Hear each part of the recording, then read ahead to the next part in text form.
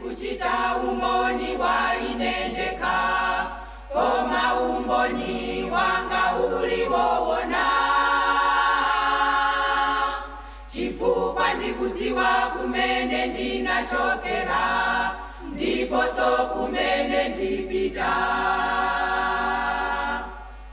Ngakhale ndikuchita umboni wa inendeka, koma umboni wanga uliwowona,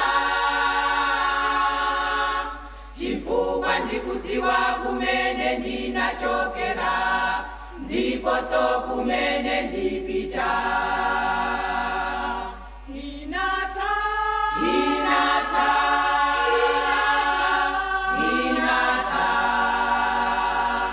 Ngongole yanga yazoipa inata, Yesu napafaniza posuka mtima wanga, analipira ngongole inata.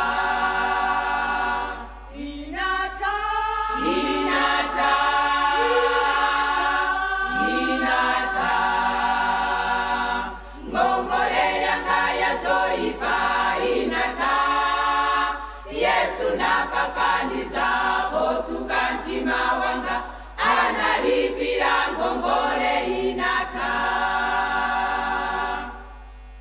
Ndizakulangizaniza chikondi cha Mulungu, ngakhale wochimwa amawalangiza so.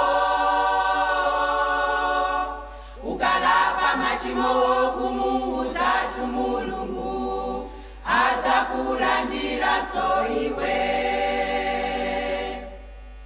Ndizakulangizaniza chikondi cha Mulungu, ngakhale wochimwa amawalangiza so.